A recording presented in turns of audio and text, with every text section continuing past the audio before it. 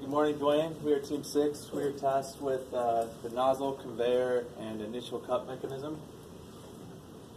So our basic concept of the nozzle is to have a nozzle that we can just bolt on, bolt off to take in. And to ensure that we have a good seal, we're going to have it set into the auger. So the auger will have like it'll be coming out and it'll have a panic and you can push it into, and you'll have a gasket in there. So you put it in, tighten down, you have it super tight. Super easy to take the nozzle out and switch it if you want a different shape of brick, and then also taking it out allows you to blast it in there to clean out all the gunk and make sure your machine stays well maintained.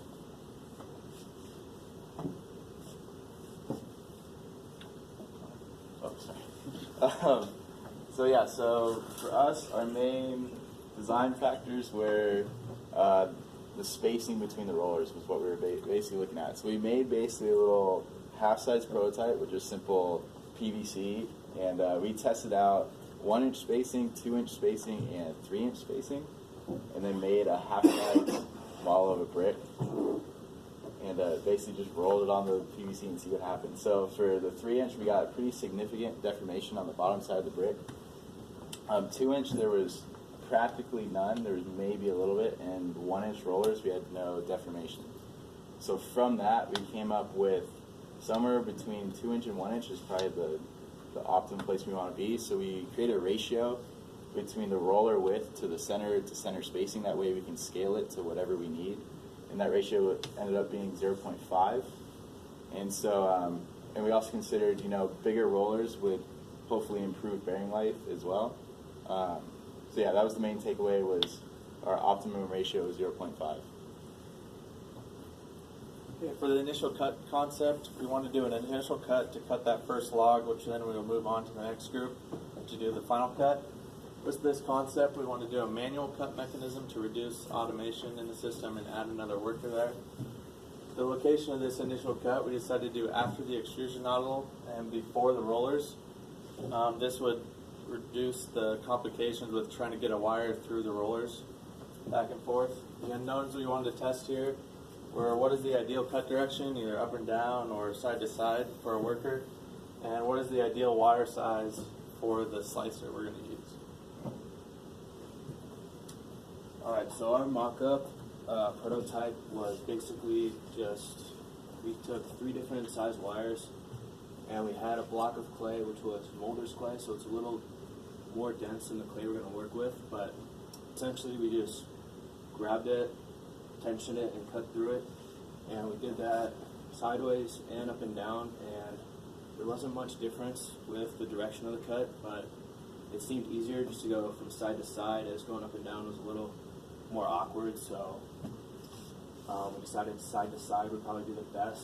And for each different size wire, this one was the smallest. As you can see, this is the cleanest cut, and the surface is the cleanest. As we get larger, you can see more deformation on each cut. And this is the largest, and this is actually pretty difficult to cut through manually, as the wire is pretty thick, and you can see a lot of clay build up on the bigger ones. So our prototype side-to-side wire cutting is the most ideal and most practical, we think. And the 1/16 inch wire was definitely the best, cut through the easiest and made the best cut. And this is our prototype.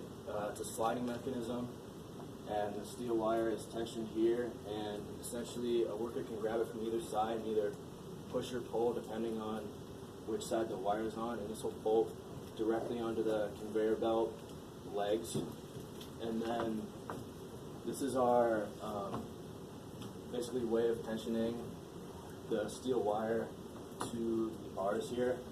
You simply just snip the wire to the correct size, and then these 3 prongs hold it in place, and you screw this bolt that gets smaller, screw it up, and then you screw it on to another bolt onto here, and then do a similar thing on the other side, and it'll keep it tensioned, and you can just push it back and forth to cut. Any questions?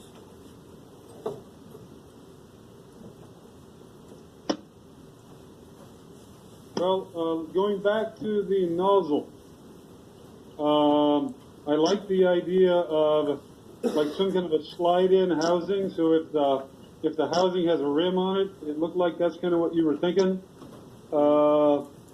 That's a great idea. If we don't have to, the fewer bolts we have to undo, the better. So if it slides into a channel, that's a great idea potentially. And then it slides out, and then we've only got maybe a few bolts on one side that we loosen to slide it out. That's a great idea. So I like that. On the cutting machine portion, I think a couple good questions there to talk about that you're bringing up. Like one is the clay buildup on the wire. So just how we. Hopefully that clay buildup is just kind of falling off with the moist clay each time we cut. But those are good insights there. And then the other question is, for our production rate, how many do we need to cut at a time? So every time the cutter cuts, are we cutting 8? Are we cutting 6 to meet our production rate? So they come out, they bump into something maybe. They're cut, and then whatever they bumped into, it's a little gate. We lift the gate up. They go forward. I don't know. Or is there a clutch on that conveyor belt? So the conveyor belt brings them out. There's a foot pedal with a clutch. You let off on the clutch, cut them, and then re-engage the clutch on the conveyor belt, and they roll forward onto the rollers. How do we do all that? Yeah, so coming out of the first extrusion, we're going to cut that first log. With the last team, they have the final cut, so they'll be deciding how many bricks get cut out of that first log, and we can decide that distance from their final cut. So this is just the cutting of one big log. We're going to cut the first log, and we have that distance, send it to the next one to get the final cut into our individual bricks. Oh. Yeah. Okay, good. All right. Cool.